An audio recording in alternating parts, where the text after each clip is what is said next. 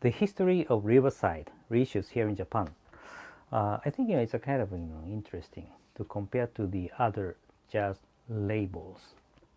Hi, this is Takashi Nohara from Jazz Blues Japan.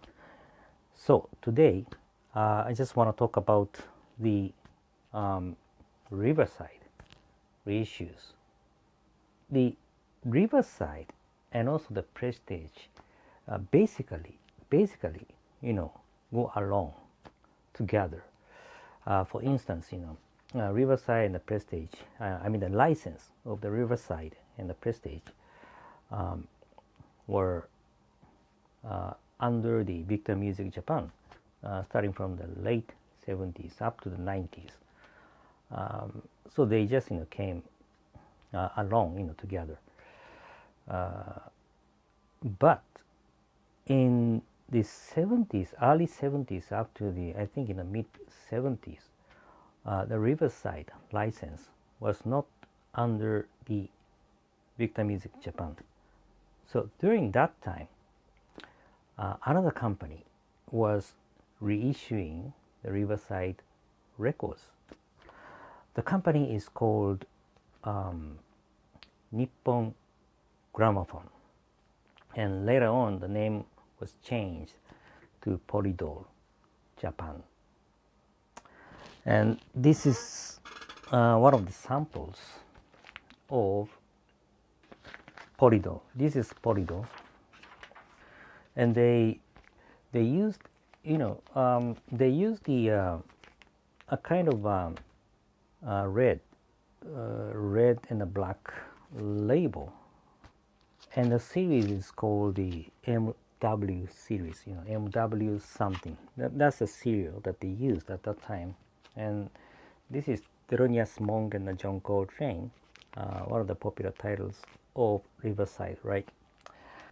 And this one, the Polydor or Nippon Gramophone reissues are very good, in terms of, especially for the sound quality.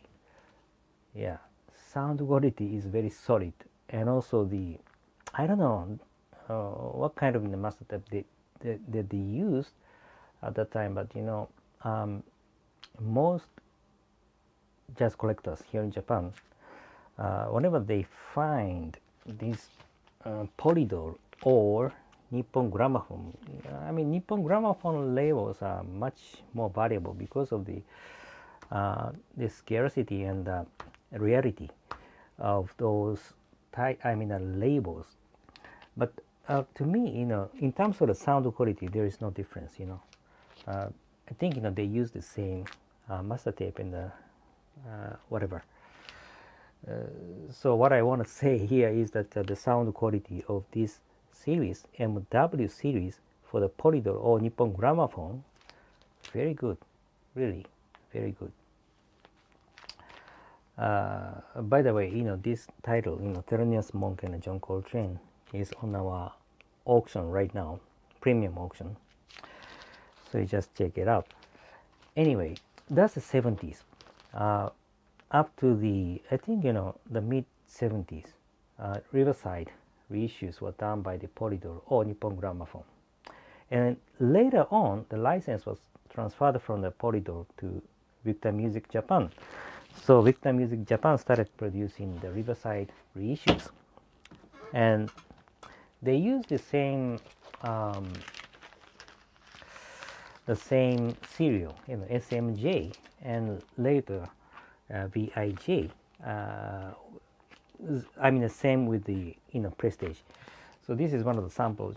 Bill Evans, Waltz for Debbie, and they used the original Riverside label and SMJ. Yeah, the series. The serial they used at that time is SMJ, and they also reissued the same Riverside, but same Riverside and same serial, SMJ, but they use the milestone label.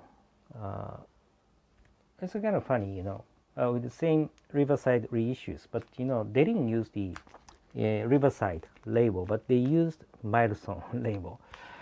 This is one of the samples, Cannonball in San Francisco. And yeah, actually it's the same as the Riverside, but the label is different. Yeah.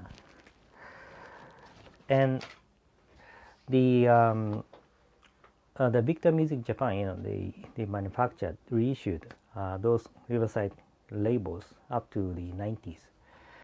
So it's a kind of interesting to see that the Nippon Gramophone and Polydor were reissuing those Riverside titles. So because of the sound quality and also the rarity, the scarcity,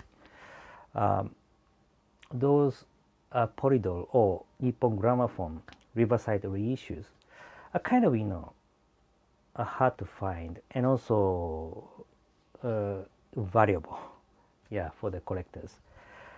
I don't know, this kind of story is interesting to you. To me, it's a kind of interesting story.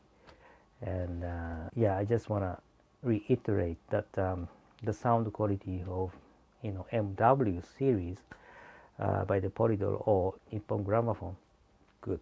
Yeah, good. So whenever you find it on the market, it's better for you to look at it, yeah, and get it. So that's it for the history of Riverside Reissues here in Japan.